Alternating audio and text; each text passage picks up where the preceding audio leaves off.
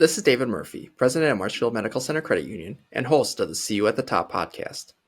I'm here to empower the next generation of credit union leaders with insights and confidence. Join industry pioneers as they share their stories and leadership advice to fuel the dreams of future leaders. In today's episode, we hear from Lydia Lynch, AVP of Marketing at Capital Credit Union in Green Bay, Wisconsin. I've known Lydia for several years now when she first crashed the state convention here at the Wisconsin Credit Union League back in 2016 or 2017. Lydia started at Capital Credit Union right out of college and has spent the last 10 years there, working her way up to her current role as AVP. She has some great insights, especially for those who are just starting out on their leadership journey. Sit back and enjoy this episode.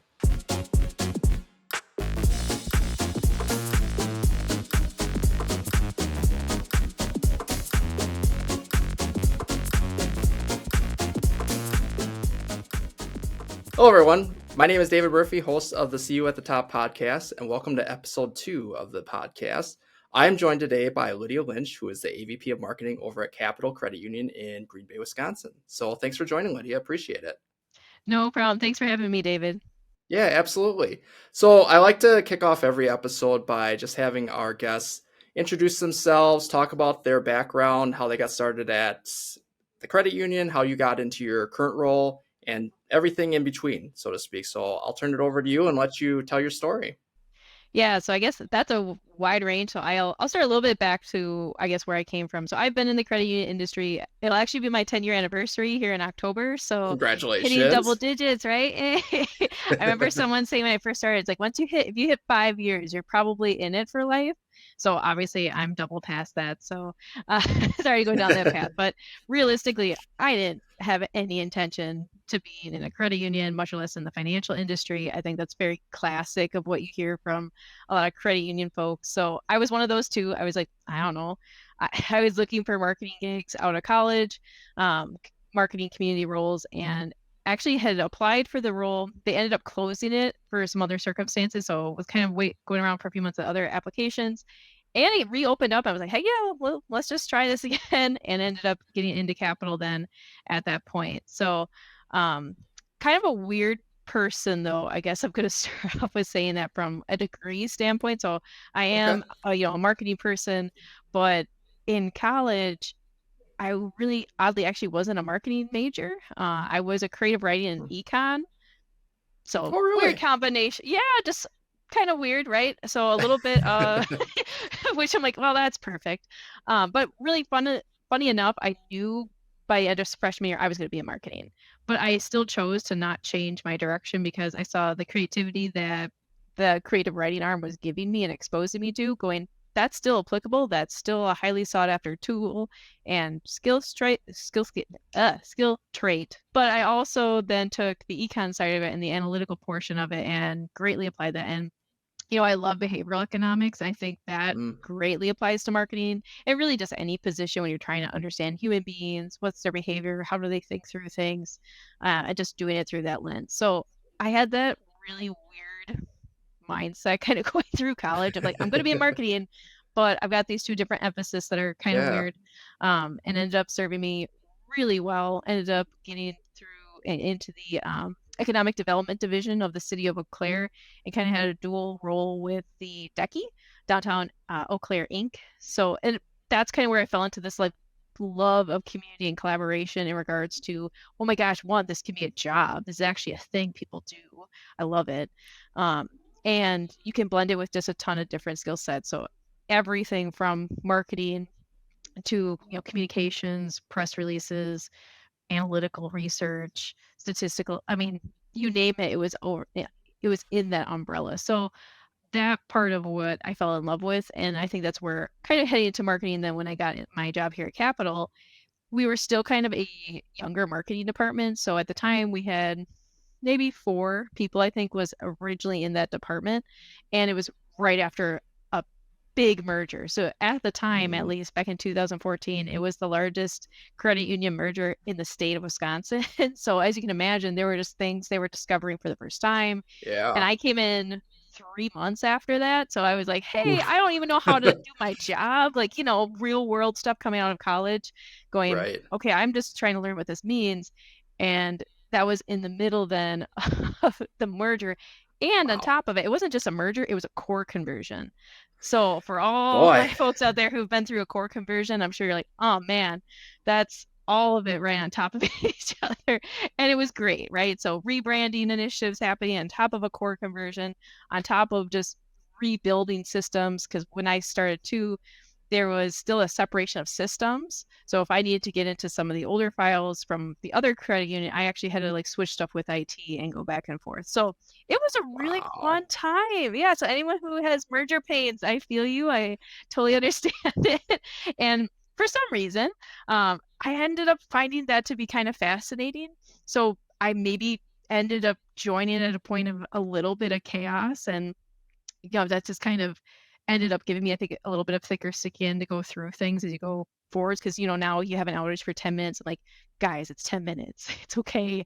We will figure it out. Let's answer and make resolutions for our members in the meantime. But a 10-minute outage is very different than a 2-day outage. So keeping those True. things in perspective as you go Yeah. through. So, but yeah, so I started in credit unions 10 years ago, kind of had a really interesting start to it, but also had some really good mentors along the way and leadership in regards to that too. So they got me very involved right up front. And actually, that's where I met you, David, was at Yep. Crashing, our state convention, with a couple other folks too that I still talk to this day.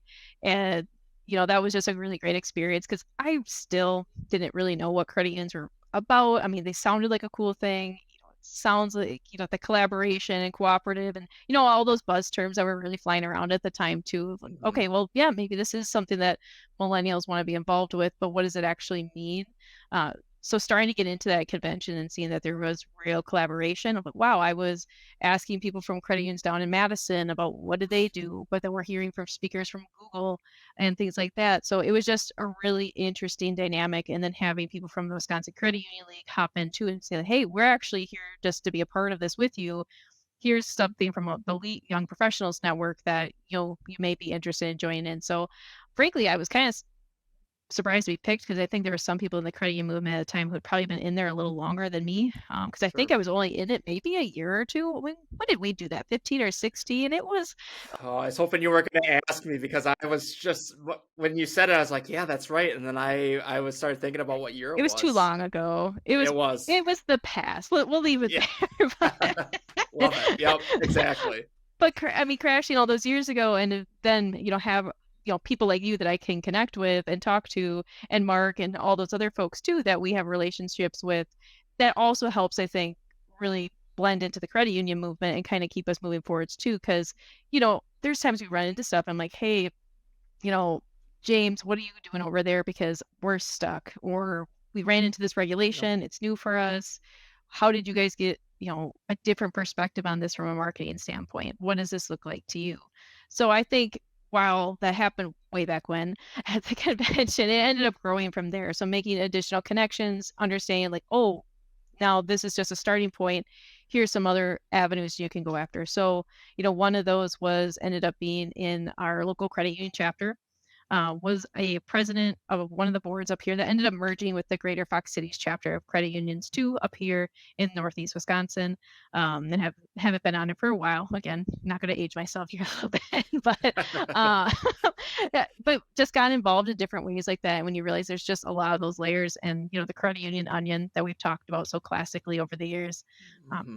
there are a lot of layers of support. And I guess I would say support in terms of like, I think we constantly think of the onion as like layers for our membership and like some of that network spectrum, but it's also like me connecting to you, connecting to the league, being like, hey, Jenny, what could we do? And, great example of that.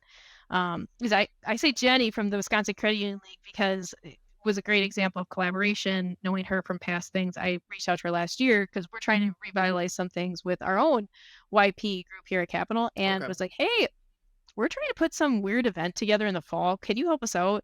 All we want to do is we want to highlight what it means to be a credit union, showcase some really cool things, and get them to have the Madison experience, so to speak. So we wanted to have a group of our YPs go down and just spend a day. So they spent some time at the Finally Research Institute, learned Nice. about them, learned about Woku, and then also had some time at the Wisconsin Credit Union League building across from the state capitol, just and learning all those different things because there's a lot of history. We're on our 90th year for us now, which is kind of nuts. When you start to think about the massive amount of history credit unions have too, especially in the state of Wisconsin. Yeah. So, that's amazing. So now how do we build on that? Because I think sometimes, again, our movement's like, oh, well, it's financial stuff. Well, okay. Yeah, I mean, it is. Don't get me wrong, Right. but there's a lot more to it than just checking accounts and savings accounts and looking out for their best interest. There's history behind a lot of what has taken place within our communities. Yeah, absolutely. Well, and I know it was an integral part for you coming through the movement, but yeah, the involvement with the Young Professionals Network Mhm. was instrumental, I think, in keeping me in the movement as well. Because Yeah. similar, when you started out, it's like, okay, well, it's a job, it's a paycheck, and then you start work, and Mhm. you're like, okay, well, like pretty cool, but don't really understand Yeah. the grand picture. And then you go to something like that, and you meet other young professionals who are just as passionate as you are, and you're like, oh, well, this is like way bigger than what we knew that it was just by showing up at the office every day and whatnot. So, Yeah. yeah. And for those who, I mean, the crash program is now pretty well known across the country, but for those who Mhm. don't know, that crash program started probably a dozen, if not more, years ago. At least in Wisconsin, it did. Across the nation, I think probably similar timeline, but it allowed young professionals the opportunity to attend various events, whether it was a convention or our governmental affairs conference out in DC, any of these types of conferences that really the younger employees at our credit unions weren't necessarily going and attending. So as they used to say, you would look around and all you'd see is white hair because it tended to be your C-suite and your Yep. older employees, and so they wanted to inject some of the younger blood, so to speak, into these events, and so they created this crash program, and it allowed certain individuals from across the state or the country or whatever to come together and attend these events, and it really just gained it provided us exposure to what these events even were in the first place. Yeah. But then, as you mentioned, and you so eloquently put, it just gave us an opportunity to network and meet other people. And now I know I'm assuming that you will touch on this a little bit during your comments here, but it just gives you that network of people when you do have, like you said before, when you have questions or you just need to bounce an idea off of someone instead of just always looking internally. You have Oh, yeah. people across the state or across your chapter or across the country where you can bounce an idea off, and they're not looking at it as, oh, that I'm not going to help you because I don't want your business to succeed. It's more, yeah, let's just share this information, let's get the conversation on the table. So No, yeah, well hugely. put. And I would totally agree with that. And, I recently we got back from the GAC this last year, and my first time was actually last year. And the amount of networking that you end up doing at those events is just crazy. And I've got Yeah, contacts from the GAC in particular where, especially from like a diversity standpoint, if you're looking for connections for like, how do you want to reach your Hispanic membership? How do you want to touch base with us? How do you guys like take on some of these challenges? It's amazing. And people are so receptive to just chatting about it. I think we were at dinner one night and I was talking with the CEO of City One Credit Union, I think out of Chicago. And he's like, here's my number. Like, reach out anytime. It's like when you really think about that and apply that to other industries of what CEO is giving out their contact information for right. you to have that one-on-one dialogue to be able to have those conversations. Now, I won't give out his phone number for the That's sake of probably his for the sanity. best. but I use that more as an example of like there's just this really genuine connection where people are trying to really like we can what is the phrase? A rising tide lifts all ships. We're trying Mm-hmm. to do that for each other. And I think as we continue to do that, we will advance quicker as a credit union organization. We do have some work to do. I mean, I think Filene or a couple other organizations put out during COVID, especially, is we kind of fell behind. And part of that is Yeah. really the isolation. When you think about it, the one big primary strength that the credit union industry has is collaboration. So it kind of makes sense that with COVID, that isolation and separation kind of caused us to fall Right. behind. So, I mean, it really kind of makes sense when you look at it that way. Yeah, absolutely. No, I agree with that. And that was, there's obviously a multitude of bad things that came out of the pandemic and Mhm. whatnot, but Mhm. just from an industry perspective, it definitely set back some credit unions, I think, and then yeah, the lack of networking opportunities because we've all sat on that Zoom call and no one Oh, networks on a Zoom God. call. It's not like when you're Yeah. maybe at Thunder Punch out at GAC. Not that I would know what that's all about or anything, Sure. but Yeah. but just the conversations you have at scale is just it takes the connection to a completely deeper level that you just don't replicate virtually. So I Oh, completely agree with absolutely. you. Yeah, 100%. So you serve as AVP of marketing there at Capital. Can Yeah. you just talk about how, so tell me what that experience was like. Did you know that you Mhm. wanted to move into a leadership position at some point, or did it kind of just fall in your lap? Or what steps Yeah. did you take personally? Because it's not just, short of someone saying like, we'll take anyone for it, here's the role. Typically you identify like, okay, well, I want to Mhm. get into management, I want to get into leadership within this department. Just tell me about what you did Yeah. individually to prepare for that. So again, I think I was a little bit of a weirdo because I wasn't exactly actively seeking it out. It's not that I didn't want it, but I Yeah. would say like a couple years ago, because I had a little bit of transition, right? So came in as like a marketing specialist. I ended up transitioning into a community relations specialist, and then from there into a marketing supervisor, and then from there, jumping into an AVP, a marketing role. So kind of had some jumps in there a little bit too.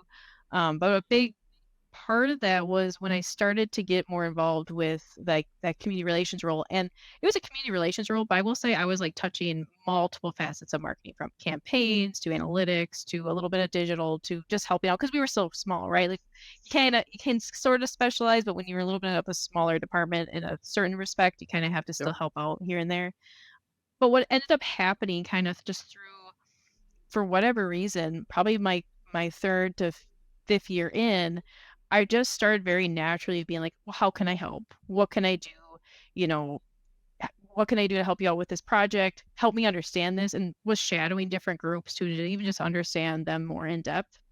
And what ended up kind of coming out of that is, one, people just start naturally talking to you and start looking to you for answers or for questions, and just kind of going back and forth, and having some of those really honest and transparent dialogues. So I think that was the start, as maybe as minuscule as that may seem, but having some of those really bridge making conversations and going through that, it helped me to understand a lot of the other areas of the credit union and my Yeah. organization as a whole. And then even from a community standpoint, just as part of my natural role, I was talking with a lot of other organizations. So kind of reciprocating in kind, because some of those ideas from the outside could then penetrate inside, but then also vice versa. So we started creating bridges in that respect, which was great.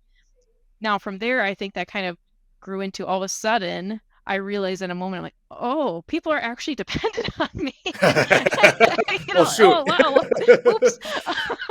But what was really fun about that is, and I know people have probably heard about this before, but you can be a leader without a leadership role. And that's ended up where I was for a while, for a couple of years, and realized like, wow, I do have an influence, I do have an impact, and that means there's a certain level of responsibility there. Mhm. And it kind of just kept growing from there. Where even some people in the department were like, "Hey, can you just chat with me once in a while about this? I don't know how to look at this particular activity or project or challenge." And then my supervisor at that time was like, "Yeah, you are totally welcome. If you want to do like mentorship meetings, start doing that." So I was able to get into that, and then finally I got into my first leadership role as a supervisor, had a couple of team members, and that's when it kind of became real. But what was so nice is having that back end a little bit growing up in it, it didn't feel like a really harsh transition. So there was already some things that were naturally happening there where I knew how to talk them through, challenges. And I think maybe part of too why people were coming to me is it wasn't necessarily just, there's people who vent, and there's people who you go Mhm. to that you have as a connector. You're like, I may say something, but they're also going to right set me. And then they're going to be like, hey, but you do need to think about the solution to this, not just coming here to kind of complain. So I Yeah. think I was doing that to some people, not intentionally. So I wasn't meaning to do that. But I think that natural conversation kind of bled into that, Mm. and then kind of, yeah, it ended up being a really great turnout. And over time, yeah, had became AVP of marketing. That one kind of was a pleasant surprise a little bit. Yeah. So that was great, um, from that respect. And I think that just kind of came from recognizing as an organization we're getting ready for some bigger growth that needed to happen. And people were really trusting in me, and I am grateful and appreciative of that. Yeah, it sounds, I think that you hit the nail on the head when you said that you don't have to have a leadership role in order to practice leadership. Because I think a lot of times people will think like, oh, I really not, I don't have the title, so I really need to wait until I get the title and then I can start to demonstrate these traits. And while obviously the responsibility, as you alluded to, Yeah. is much greater when you actually have the position, you definitely do not have to wait until you get the title to be able to demonstrate that. And Seriously, don't wait. If anyone's yeah. listening to this and you're like, what should I do? Don't wait to start practicing leadership. I mean, seriously, one of the best things I think you do is take a situation, even if you find it crazy challenging. Like, let's say you've got a coworker that you're struggling with, you've got a project that you're struggling with. Try to put your own self out of it for a minute and be like, if I had to make decisions that impacted people around me, how would I approach this? Not thinking about myself and my job, but how would I approach this as knowing it's not just going to impact members, but it's going to impact this coworker and this person, and this person. Mm-hmm. And if you could start to do that on everything, single thing you do, and to put into perspective what even, ask yourself, if I was CEO, what would I do? I have to balance this budget. I have to make sure I can report to the board. I mean, that's a huge challenge Mm-hmm. for those of us who've had board reports. It can be stressful and it can be a Yeah. lot, right? So like start to consider that and then practice it. Because one of the things you can do to practice so-called like those reports, which is a great way to do is, put proposals together for things. Even if you think it's a small change or it's a smaller project, the practice of writing a proposal and putting those reports together and giving it to whoever your supervisor is to have like that initial conversation, give it a try. Because I can tell you, I actually think it was probably one of the things from a foundational perspective I had from school with that weird blend, right, of creative writing with econ. I could take data and have stories created Sure. around it and be able to talk to that. I think the proposal writing was one of the things that kind of set me apart way back in the day because I would come out of nowhere and be like, hey, I've got a 3-page proposal. Here's all the research I've done for it. Here's the why behind it, though. Here's like what this truly means. And then you're articulating to put it forward. So truly, I mean, if you can practice that once a quarter, once a month, just in something, I would highly recommend that skill set Yeah, practice. absolutely. I agree with that. So as you transitions, so you're doing this organically, you're starting to have more conversations and you're assuming a lot of these responsibilities without actually being told Yeah. that, hey, you should really do this if you were aiming for leadership. Was there a point during that journey where before Yeah. you got into that supervisor role where you thought, okay, I'm ready to do this? Or was it just you just were doing your thing and then all of a sudden it's like, oh, hey, by the way, like I think you would be a good fit for this. How was that transition for I you? think it was kind of the latter where it was happening, and then it just kind of came. It was like, haha, okay, now it's a thing. Like, this is real. All this Yep. practice hopefully has paid off, and I think it did at the end. But you're never truly fully prepared. I mean, you can feel it, right? You can be like, I think I got Yeah. this, or you can be super confident too. But there's always going to be something that you're just not ready for.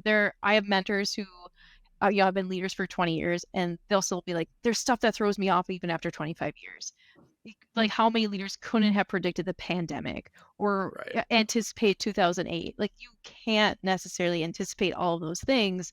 Yep. You can prep for them and you can have like those, great conversations, but that's still hard. There's still things that's going Yeah. to throw you away. So I think one of the things I do want to practice more for myself is even just keep practicing like the challenges and being really comfortable with them. Because as a leader at this point, just if you're shooting for that kind of role, you're gonna be really comfortable with change and not Yeah. letting that every point that comes up like get under your skin. So having a little bit of that rough skin is going to be it's helpful, right? Yeah, definitely. Well, and as you said, that's some people are born with real thick Yep. skin, and I give those people a lot of credit. I know I'm pretty sensitive when it comes to that kind of stuff, so for me, I had to develop that, and it takes the experiences to actually develop that thick skin. You don't just come in on a Monday all of a sudden and say, "Oh, now that I'm in this Yeah. position, I have thick skin." You have to put it to practice, and you have to test it. You just can't say that Yeah. you're ready to go for Well, I sure. think it's like two things that's like so hard about that. It's having the thick skin, and maybe there's a different, better way to phrase that, but to have that reaction for yourself first, and then that second layer of being able to articulate it to others. I think it's the Yeah. two of those together that are always really difficult, especially for new leaders when you're kind of starting off and you're trying to grow.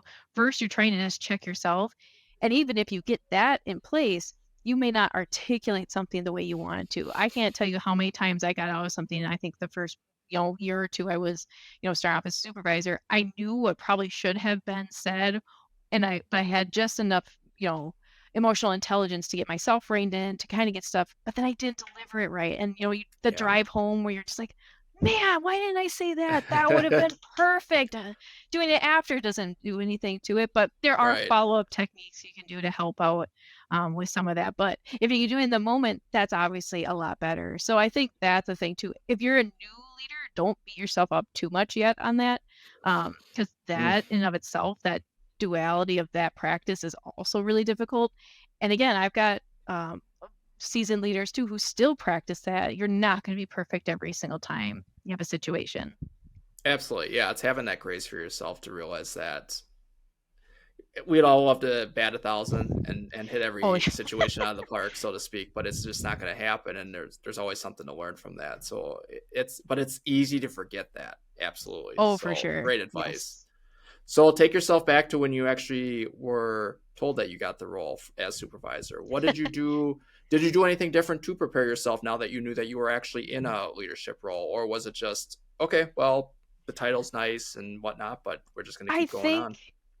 there's a lot more self-discipline that has to happen, as maybe as weird as that is, because when you think you're an individual contributor, a lot of that is self-discipline, right? So you're still doing your tasks, you're working hard, you're trying to shoot for that goal of, maybe becoming a supervisor or, a different level at that point. But when you also get into being a leader, there's a different sense of self-discipline that kind of kicks in, where you may have a reaction to something. It's like, it doesn't really matter necessarily what your reaction you want to be. It's how do you settle it up so that you can appropriately tackle this for that personality type or this personality type or these two personality types now in this situation that isn't going to be great. And you need to be the one that can mediate between that. So I think there's a lot more prep time for things where, if you knew your crap, you can hop into meetings and kind of do stuff. When you're going to some of these more complex and dynamic things, you need to spend time prepping to Yeah. think through some of those outputs, because I think some of the if I'm making mistakes now, it's usually because I didn't spend enough prep time Mm. really thinking through that and going, you know what, if I would have spent 5 more minutes on that, I know I would have been able to tackle that versus heading into this conversation. Um, Maybe thinking, I got this. No, prep work is really crucial to think through. Yeah, absolutely. I think you talked about stepping into a meeting and doing your thing, and I think that's one of the hardest transitions, is that as you move your way up, what got you there is your abilities, the things that you were Right. creating or the reports that you're doing or the conversations you were having. And not that you still don't converse with people, because you do that way more, but it is more time thinking and more time processing and more time brainstorming bigger picture things, and it is less of that hands-on doing. And I know I've Yeah. had a challenge with that transition because I'm used to doing, and then at the end of the day, it's like, well, I'm the one who's driving this bus, so I have to know where we're going as well. So you have to take a step back and say, okay, well, I have to carve out an hour where I'm not technically doing anything. And it Yeah. drives you insane because you're like, well, I have things I need to be doing. But it's that thought process, like you're saying, to whether it is for a situation specifically, or it's like, okay, well, let's brainstorm a couple ideas for Yeah. this, new initiative. And you have to give yourself that time to think about it, because otherwise you just show up to a meeting and you go, I don't know. Oh, Well, they're yeah. going to start questioning your leadership ability and why you're in that position in the first place, right? Oh, for sure. And then even to add to that, you were triggering something for me too, is, the added thing as a leader too, when you're kind of you're prepping and you're going through these conversations and all of a sudden you have a realization in a meeting, right? So for example, I'll share one from a prior employee I had where I found out that individual really didn't like that I would come in and check on them towards the end of the day. And for me, that was my process to checking in, showing I cared and be like, hey, what else do you need? What do you want from me? Is there anything else I can help with you starting right off the bat tomorrow? What do you want? And for me, that was showing I cared. I ended up realizing from that individual, they thought that was me being dismissive of them because, oh, why would you do this end Mm, of day, even though you're prepping for tomorrow? So it's one of those things where, as a leader, you can't go, well, that's their problem. if you were a coworker, it's like, well, that's just how they work. No, you have to now change your behavior to a certain Right. extent, right? To Yep. fit your employees so that they can understand you. And then even having those conversations, be like, hey, I didn't realize that made you feel that way. That was 100% not my intention. I was doing that because that's how I show care and kindness. Our communication styles weren't the same there, so that's my bad.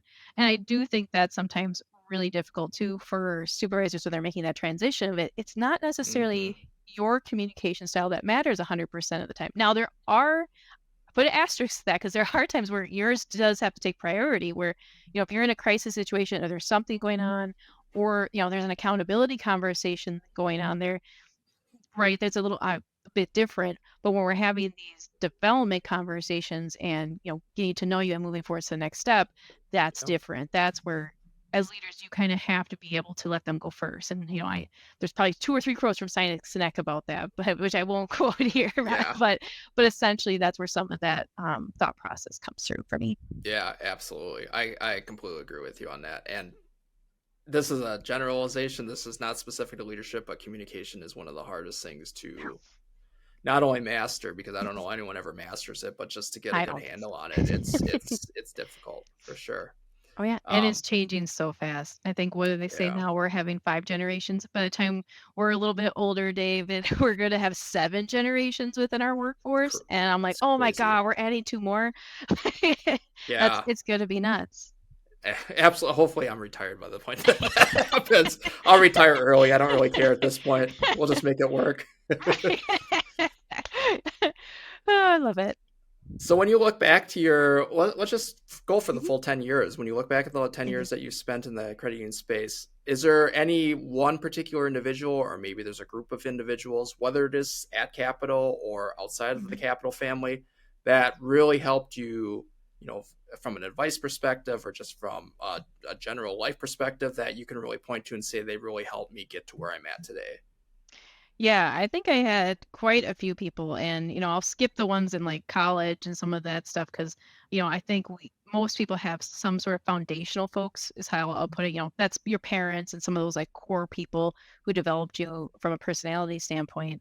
But looking at more of my career, I think what's kind of crazy is there's like two layers to it. There's your mentors, and then there's people like you, where I ran into you and you impacted my life and others, in like the crash program or through other networking things where I'm like, wow, they make me want to stay in this movement because one, we have cool people here and we're not super boring Yeah. financials. There's that. But then, Courtney Arnold at like finally and other individuals who are just super passionate, you kind of Yeah. feed off of that. So I think that's a group I would say was highly impactful. But then from a mentorship side, yeah, I've had some really excellent folks in my life. The original uh, VP of marketing at Pioneer Credit Union, Capital Credit Union, Joe Slattery, was a really wonderful human being when it came to like understanding human beings and just having some of those really deep conversations. And I think there was a couple with him in particular I had right at like that starting point where he's like, I don't think you realize that you're not stupid. Like, and that's maybe a really weird way to like he didn't phrase it necessarily like that, so I'm paraphrasing, Yeah. but No, no, he no. put it in a context more of like, I don't think you've ever let yourself like receive compliments and let yourself be I seen get as that. someone who can be intelligent. And he's like, I don't know where this like self-esteem, lack of self-esteem comes from, but you shouldn't have it. You are a capable young professional. You are someone who is going to go far. And this was 10 years ago, for God's sakes. So I don't know how he figured it out then. So God bless him. Yeah. But to, he was really good at recognizing that with individuals going like, I think you need to one stop and just see more in yourself than what you're giving credit for. Um, and be willing to ask others of questions and things and go from there. But he was one of those who would always he didn't really give you answers to things, but he just would flip the mirror on you. So it's like, what are you seeing though? Like, so letting yourself walk through it, talk through it. The empathetic listening skill set. I think he was really, really good at that and just helped me as a young person kind of get started and like setting Yeah. down a track for like, here's how you set your own priorities, your boundaries, and set a work style that fits for you. So he was kind of a really core, crucial person at the start, which is probably great considering everything else was a little crazy at the Yeah. time. And just, getting out of college, you know, Yep. all the fun stuff that involved with that. And then kind of moving a little along the lines, I had some just really great people from externally outside of our organization, whether it was with the Boys and Girls Club. I was volunteers with them for 2.5 years. And kind of similarly to what I mentioned with like you and other people, the kids there were just highly impactful in level setting me in regards to a quote I used to have from an older mentor too that was like, nothing is ever as bad as it seems and nothing is ever as good as it seems. And just life is really beautiful. Don't take it for granted, but Yeah. you know, take things with a grain of salt. You may think you're having a really bad day, but are you really having a bad day? Because there are people out there who are experiencing things you could Right. never fathom. So I Yeah. think there was a lot of good gut checks along the way that I had too from some of those experiences and individuals who were in my life. Um, and then kind of going a little fast forward to kind of, I would say, like current mentors. It's been interesting because I feel like I've kind of gone through like an upheaval lately in the last like 2 years in regards to kind of just getting re-energized into finding new mentors. So, crazy enough, I think Lori Butts coming in about 2 years ago was just phenomenal and just kind of refresh a lot of things for myself and even for, just our credit union as a whole. So looking at her from like a leadership perspective and even a woman in finance, like there are still some really Yep. interesting connotations to that, and she's tackled from both the banking industry and then has got into the credit union industry. But then even now, I would say like I've had some really great folks to outside and inside of Capital who have just been really kind.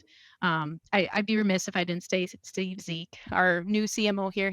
I shouldn't say new. He's been here like 2 years, but he's Yeah, I still was gonna like, say, I think he's worn off the new label, but I know right. what you're getting at.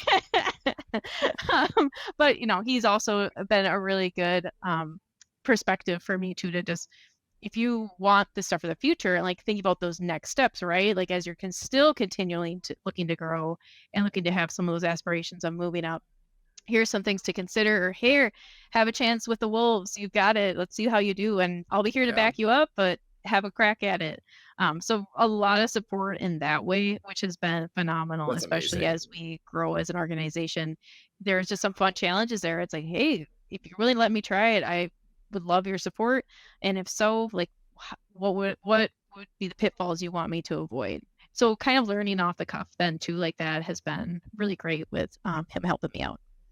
Yeah, that's amazing. I mean, some people are lucky to find one or two people at most to that have a big impact, and it sounds from I get everyone's had varying degrees maybe of impact, but just the ability that you've had multiple people that have had some impact on your journey, into leadership and then to who you are as an individual. And I think that's key to remember is that obviously this is geared towards your leadership process and where you've taken that path, but it's also your growth as an individual and as a person. And so where you saw yourself as that 20 something who just graduated college versus where you are today is probably completely Oh, different, but because of the things that you've picked up along the way and the people you've encountered and interacted with is astonishing.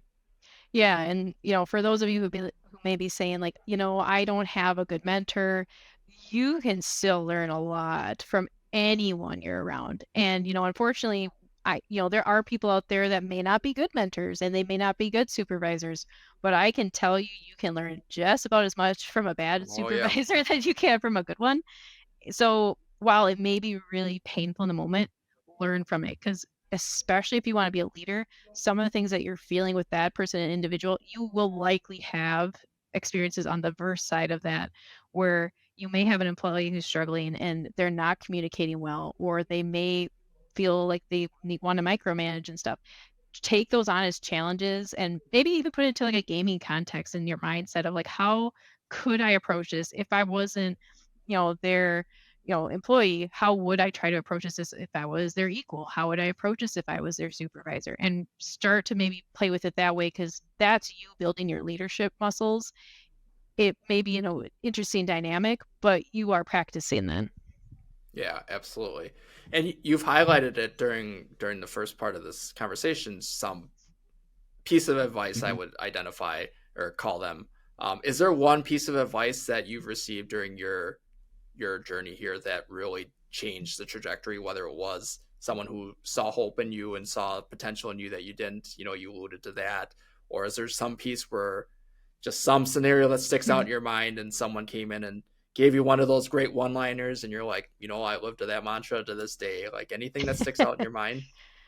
Well, and besides the one that I mentioned earlier, nothing's ever as good or as bad as it seems. I think that's more of a great level setting one. But the other one that I've heard from various folks is, change it, accept it, or remove yourself. If you follow that practice, you remove worrying and stress to a certain standpoint, but it does force you to have to very seriously consider the priorities that come into your life, the conversations that come in, the people that come in, and you need to make choices to that. If you have that as your template, you're not allowed to really sit on the fence and kind of sit there and go, oh, well, if that was better and that was better. And oh my gosh, if they would just do this, you got to make a choice. So accept it, Yeah.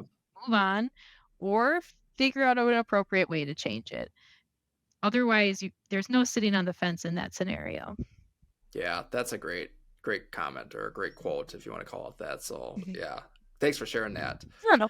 So we've highlighted a lot of the positives that have come out of your journey into where you're at today, Mhm. but I would be amiss to say that you probably have faced a few challenges here and there as well. And so, would you mind just sharing some of those challenges that you faced and maybe ways that you tackled them, or just what they brought out of you, as a leader? Because sometimes, Mhm. obviously, we like to shine when things are going well, but we also have an opportunity to shine when things are challenging. Mhm. So, yeah, fun challenges, right? With any leadership. So I feel like part of me goes, Yeah, like, right. we've had some really weird ones, and I know Steve's gonna just cringe with me saying this, but like we've had some weird ones in our department this year in regards, like we had a little bout of ringworm pest, like, Oh you know my, what I mean? yeah, So like, I mean, yep, weird stuff like that, but we take that with a huge, sense of humor because it's like, what are the chances? What are the odds? And weird right, stuff like that happens. So yeah, I'd much rather have those kind of instances happen than, certain very serious cases. But really, honestly, to go back to your question about like what are some of the challenges that I faced along the way, I do think sometimes it's communication. You kind of hinted at it earlier. Is what do you do when that's such a difficult thing and everyone communicates differently? And a great example is, our department doubled in size. We went from 4 to 5 to now we're going to be at 11, and in about a year and a half. wow, So that was an immense point of growth for us, and that yeah, involves a lot of challenges. So working through that, and I said this the other day, it's kind of like you went through puberty overnight. There is a lot to that. That's maybe a little bit rough. But realistically, that's kind of what happened. So to that point, we're having conversations about, and we've done like predictive index, personality tests, different things, and our team members have that on different boards, so you can kind of see different styles for communication. But for me too, it's also kind of taking a moment, and I need to pause again to go and prep for a lot of these points of conversation, one-on-ones, team or subgroup dynamics, and go, all right, what's going on here? What's this conversation? And I think the really big thing is, besides the communication point, the non-assuming. Like, you cannot yeah, assume. That may be really difficult, especially if you were an individual high performer. Because I think part of the success behind there is you get kind of good at assuming certain things from, like, body language that you pick up, certain senses that you get, and that helps you make decisions faster, and that's where you end up being a high performer with that. But that can kind of bite you in the butt if you make assumptions about people from a leadership perspective about other individuals, because if you're not going to get their full story, or at least get an understanding for the other side of it, that can come back and bite you pretty hard. So I yeah. know for myself, it's making more time for that, which can be really stressful if you've got a deadline, there's a large project coming. So making room for both of those things, it's hard. It's plain hard. Yeah, absolutely. So you find yourself in challenging situations, as we all do. Where do you seek inspiration? Is it by having a conversation with someone? Is it by some practice that you engage in on a routine basis that helps you keep you grounded or bring you back centered? Is there something specific that you look to during to help you get through some of these challenges? Yeah, I think there's a couple things, and I would highly recommend if you're someone who struggles with that, find a couple things so that if you get triggered in one way, you know what your next step automatically is. So you create this routine, especially if you haven't mastered what your triggers are yet, but you know what your triggers are, find what those next steps are. So, like, for example, I do have a group of people that I trust, and I'm like, hey, I'm coming to you. I do not want this to leave this room, but I'm not venting. I need to talk to you so that I can rearrange my head right now, get reset, and then go on. I'm not asking you to do anything. If you have feedback about like, hey, check yourself, that's fine. That's what I want in this instance. But please, you know, don't don't take me for my situation right now. I just need to talk it out. Yep. Because I am one of those people who just I need to kind of verbalize things out loud, and I need to do that in a safe and confined space. So that's one option, depending on like what's happening. But even from just setting yourself up for success right away in the morning, I have some YouTube videos I have saved on like a playlist, and they're all they are is little motivational videos. Some of them are a little bit longer, I some of love them are them. shorter, and they're Yep. just like those clips that are combined from other motivational things from different movies, just some of those really crazy like emotional or, musical sets where it just triggers some emotion. And a lot of them I have saved. I'll like replay in the morning car drive just coming in, where it Yep. just kind of sets your mind of like, you can do this. Today may even be a hard day, but you got it. Like you have the skill sets, you've got the talent, you've got the backing and support from people around you. You've got this. So even setting up practices that predate even some of the challenges that may come up is just great to do because you can get your mindset in a much better space before heading into even the morning.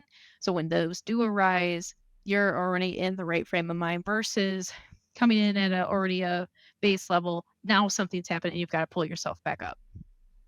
Yeah, absolutely.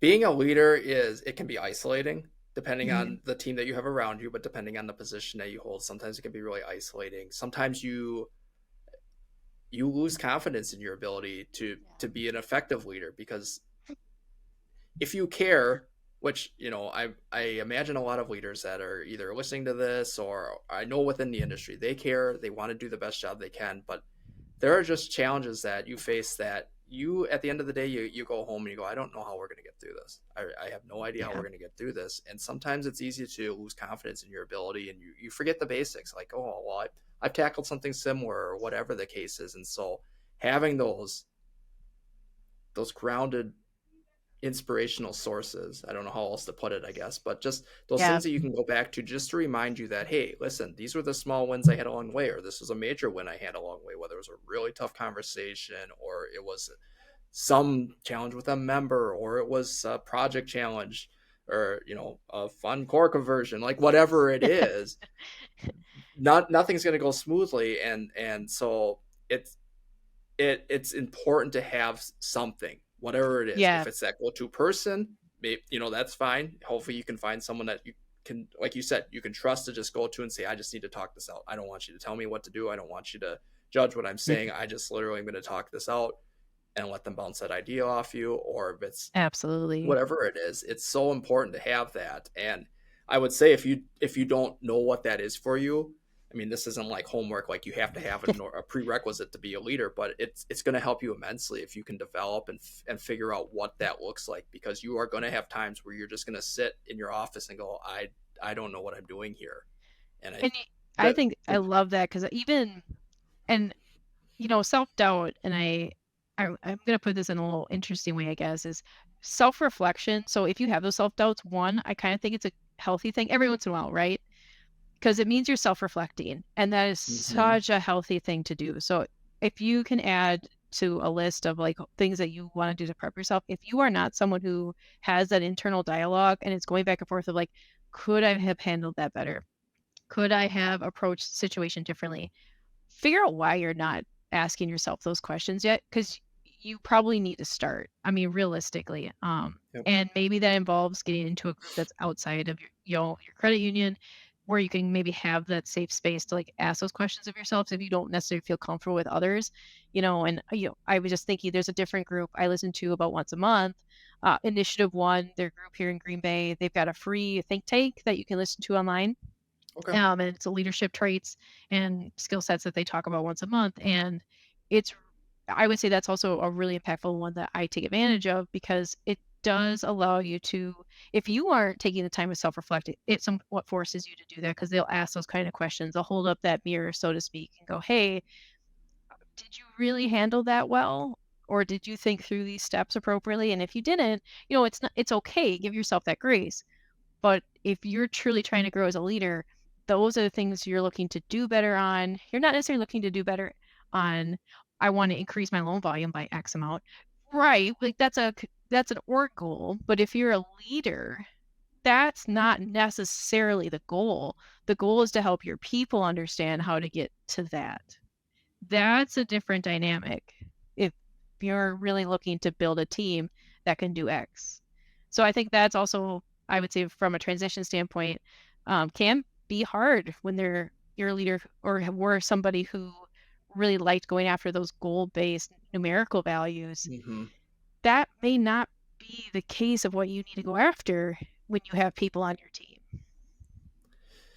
Yeah, no, that you're absolutely right. I think the leadership really is well, it's obvious in the word, but it's leading of people. It's not, you are leading an organization, so I'm not going to say that you don't do anything when it comes to strategy or whatnot, but really your position, unless you are a one-man crew or you own a small mom and pop shop and you're the only person working there, your job as a leader is to lead those individuals who are looking up to you, because at the end of the day, they're relying on you for their livelihood. They're relying on you for their sense of purpose and whatnot. And so, yes, it's easy to sit in the corner office and say, okay, well, I need to hit these metrics and this is what the board wants, or this is what my manager wants, or whatever the case is. But as a leader, it's also, well, I don't just need to get there, but I also need to invest in my people and get them to that space and get them to understand the big picture. And that's much challenging because you have control over yourself. So I know that, okay, well, if I need to pump out, if I'm a CLO and I need to pump out more loans, well, at the end of the day, I could just step in and do more loans or, whatever. Yeah, but if it's, I need to get my team members to hit this goal or to take on this new initiative or whatever it is, it's a lot more difficult because then it relies on, putting your trust and your reliance on someone else to do the necessary work while you're also guiding them. And that doesn't always go as smoothly as you want it to, of course. No, and I think sometimes, especially if you're like a fast-paced person, you might see someone who's struggling with it and go, oh, I'll just hop in and get it done. You kind of got to pull back because that person is never going to learn how to do that task if you're constantly hopping over them to do it for them because you can do it faster. That really shouldn't be the regular. Like that should be like the one-offs when, something's happening or it's a little bit of an issue and you got to pop in. That should be the one-offs. It shouldn't be the regular. Absolutely. That's hard. I go back to, so I'm bad at this, so it's kind of ironic, I suppose, or hypocritical that I like this quote the most, but it's the old, give a man a fish, feed him for a day, feed a man a fish, feed him for a day, give a man a fish, feed him for a day, teach a man a fish, feed him for a lifetime. I mean, it goes down to that because, and I find myself in the moment where I'm just like, I got to get my own stuff done, so I will just give you the answer. And I know when I look back on it at the end of the day, I go, that was the worst thing I could have done. And that's something that I've identified that I need to work on. That's a challenge for me. And I think, again, when it comes down to growing as a leader, because once you get into leadership, even if you hit the position you want, you're never going to be done learning how to become a better leader. No, I love that because I do think that's something, especially like when you kind of come out of college, you're a little bit like, yeah, like that's the top, that's it. Once you're there, it's all gold. I can retire in like 5 years after I hit that point. No, like realistically, I wish. Yeah, right? Like that's just not how that works. So you have to be willing to be a student of your craft.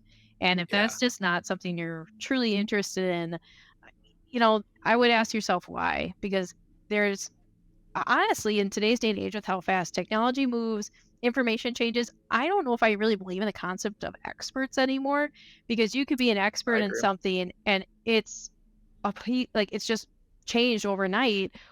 And so you kind of have to constantly keep learning. So if you are an expert in today's age in any study, you have to be a student of it and constantly evolve because otherwise you're not keeping up. If what people are coming out of college today, it will be obsolete in 3 years. Sorry, recent grads Yeah, heading into May here, but that's right. the reality of it. It is. Well, and I think too, what seems to have happened in our society, so to speak, is the term expert seems to have gotten loosely thrown around to like anything. So now you've got like experts on, and it's the most minuscule thing that's only been around for like 18 months, and somehow they're the Right. expert on it. So it's like you don't even have to be vetted to be a quote unquote expert. You just all of a sudden have to say you're an expert. So I think that hasn't maybe helped the situation either. But Oh. I know where you're going at with that. But yeah, great point there too, for sure. So I know you touched on it a little bit earlier, and so maybe there's nothing more that you would want to add to this, but you talked about how you got into the credit union space with your job at Mhm. Capital, getting out of college, and you did touch on it a little bit, but I'll re-ask it again here. What really has kept you in? What maybe not just necessarily Capital, but what has kept you into the credit union industry in general? Yeah. So I think what's kept me in the credit union industry for a while is a lot of the networking done over time. That I have so many people from across the country that I know with different arms, whether they're in a QSO or they're at a credit union or, you name it, they're in every level of everything from our industry standpoint. But I think the other thing about our industry that also keeps me fairly excited is we really have tentacles everywhere else. So, I'm a little bit on the community side here within Capital, and we are working with the YMCA. We're working with our local universities, and I know a ton of other financials are too. And I think that aspect where, watching like Royal Credit Union, I think does a great job. They've got, I believe that prison inmate program for financial Yep. literacy. So watching other credit unions have impact in these other industries is crazy when you think about we really realistically the credit union industry is in every industry. So there's Mm-hmm. not if you want to be someone who has tentacles everywhere, being in a financial and then being on the credit union side of it is a really great place to be. Because I mean, I do. I've got contacts not just from layers of the credit union, but when you're talking about engaging with your chambers or engaging with, your seg groups or anything like that, it gets really interesting and really deep. And having those stories in a collective, you start to just build this community, and it's that community that ultimately I think keeps us really validated and interested in what we want to do. And my husband may not like this as much, but when we go traveling, I'm always like, "Oh my God, there's a credit union!" Ah! like, Yes. Oh yeah, like I we were know in exactly what you Jamaica mean. and we saw the World Council Credit Union office. I was like, "Oh, we gotta stop the bus." He's like, "You can't Oh stop the really? That's bus." cool. so And no one else even knows what the heck Woku is, and you're like, no, oh, that's like look at it's like it. that's And amazing. you kind of nerd out a little bit too on certain like I am kind of like a fangirl of Canvas Credit Union out in Colorado, have been for years, from some family sides too, so I had some history with them. But I'm like, oh my gosh, like watching like their rebrand. So you can kind of even have some like excitement and energy to others, I think, Yeah. within our movement and actually engage with them then and they reciprocate back. It's not like you're trying to reach out to Taylor Swift and you may or may not Right. get a letter back, but like people actually respond. So you can have this energy to things and have fun with it. And there have been times in past where even just a social perspective, we'll tag a credit union on something and all of a sudden they retweeted us back and they're like, hey, it wants like swap swag. And we're like, sure, cool, whatever. Yeah. Like, that's fine. Or, there's a credit union or Capital Credit in North Dakota. Every once in a while, Oh really? yeah, so sometimes we get our so like, hey, hi, uh, here's your stuff again. Yeah. Have we? But we have just like great relationships like that, which is just, I don't know if you would get that in other places necessarily, but it's I just don't think really so. fun to have that. Um, and again, we kind of can nerd out on each other in a kind of a fun way as an industry and get excited for each other's Yeah. successes, but then we can build off of that and go that much further. Well, and I think too, we're seeing it with what's happened in the economy over the last Yeah. number of months here, but just the need for affordable financial services and people to look Yeah. out for the little person is always going to be there. And so we obviously like to have our fun, and we like to get involved within the network and in the industry and whatnot. But I think at the end of the day, it also boils down to the whole reason we were formed was to help the Yes. little person, so to speak. And I think that Yeah. need is going to continue. Mhm. That's not going to go away. So I think No. to your point about being involved with the community, and it's great to work with organizations like a boys and girls clubs who Mhm. obviously are working with kids and whatnot, but there's Mhm. also just the need for, there are people who are struggling with their finances, and just the ability to impact those individuals on some level, whether they Oh, are for actually sure. working with you with loans and that kind of stuff, or it's just giving them that education piece. I think is huge on it. And I so think I we're think willing to this. think about things a little differently. Like years Yeah. ago, we started something with homeless shelters here in Green Bay where we worked on a process with them for homeless individuals to get an address on file. Cause that's, I mean, a big barrier Oh usually yeah. when they're putting Yep. paperwork together. If they don't have a permanent address, they can't, open a lot of things. But we ended up working Yep. with our shelters around here to come up with a process to figure that out. Now, necessarily, I don't see a lot of other financials doing that because that's kind of hard and you have to put procedures in Oh, place and things absolutely. to protect with that. And you also on top of it have to kind of fight some stereotypes because I'm sure there's a lot of people go, why in the world would you do that? But when you start to look into it statistically, and this is where I think credit unions just are willing to go into digging into some of this stuff. I mean, we found out locally, I think it's over 60% of homeless people actually have jobs.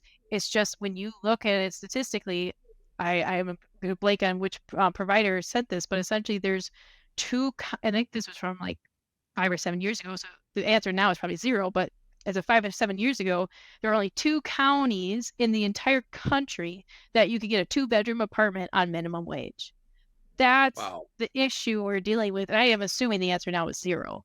But that's what we're dealing with. We're kind of talking about affordable housing and these issues. And that's where there's these stereotypes being built like, well, if you're in a homeless shelter, you're just not working or you're just not doing X. No, that's not Right. really the case. There's a lot of other barriers to entry here and that's huge. I mean, it could be someone coming out of the foster care program and they're turning 18, and that's a big one too that I think people really forget. There's a lot of 18 and 19-year-olds also within the shelter care systems because they have nobody else to turn to. Right.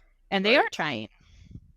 Yeah, and just the lack of financial literacy. So I know in the state of Wisconsin here, Yeah. we just passed a law, a Yes. statewide law that is going to require high school graduates to have a half credit financial literacy, which is it's huge. Mhm. And then on the same token, it's really not even close to enough, but at least it's It's a step in the right direction. yes. But there's I'm sure everyone who's listening can think of a few people in their lives that are close to them, or maybe just acquaintances or whatnot, that don't know the first thing about anything when it comes to their finances. And so you throw people like that out into the world who don't have an understanding, and you get drawn in by all the marketing. Sorry to pick on Yeah. marketing, but Yeah. you Oh, get that's all drawn right. on We by all get the it. marketing and everything else that's out there, and you're thinking, well, I need to have this new vehicle, or I need to have this, and you don't understand all the ramifications behind it. And so Yep. I think just being that resource to also try to provide that information, and kudos to anyone who's out there doing it, because I know we do a lot of it, but ideally there's other organizations that are doing it as well. But just getting that information to be able to set people up for success rather than putting them behind the eight ball. I mean, it's so important for what we do as an Yeah. industry.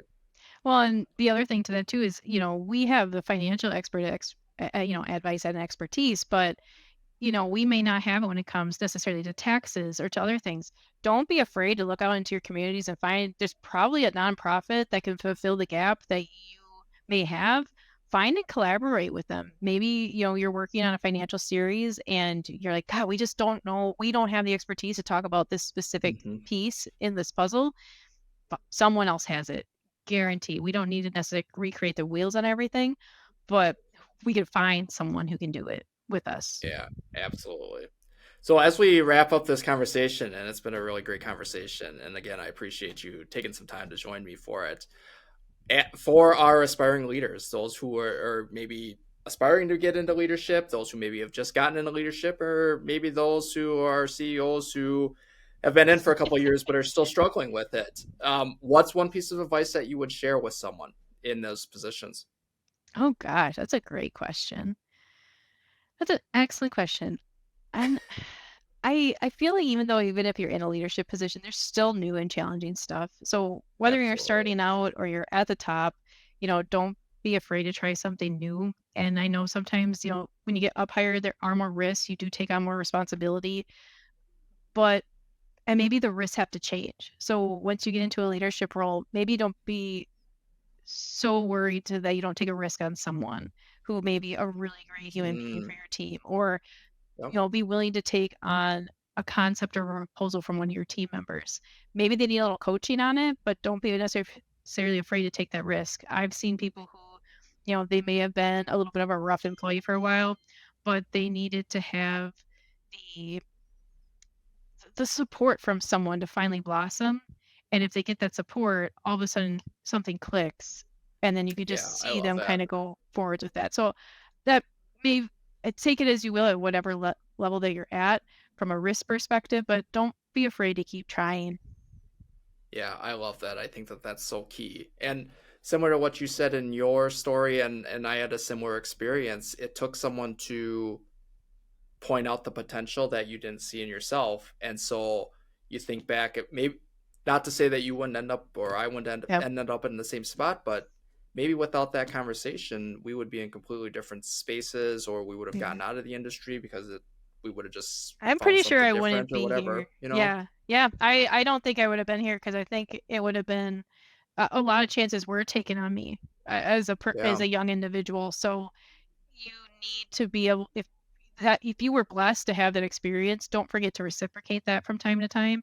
And if you feel you may have a troubled employee who you don't feel like you can trust to do that, maybe figure out why, because maybe you need to have that hard discussion with them and be like, I want you to grow, I want you to expand into this. I don't think you're quite ready for this, but I want you to be. So let's come up with a plan to get you to feel Yeah. comfortable, for me to feel comfortable, and let's get there together, because you can do great things. It's there, but you gotta want it too. It's not just from me. Yeah. Right. No, I think that that's great. Well, that's a great way to leave that conversation. As I mentioned before, I appreciate you sharing your story and the great insight that you shared along your 10-year journey. And hopefully, here's to many more years in the industry for you. I know you're going to do great things, Lydia. So, Lydia Lynch, AVP of Marketing over at Capital Credit Union in Green Bay. Really appreciate you joining today. So, thank you. No, thanks for having me. I loved being on this. Absolutely.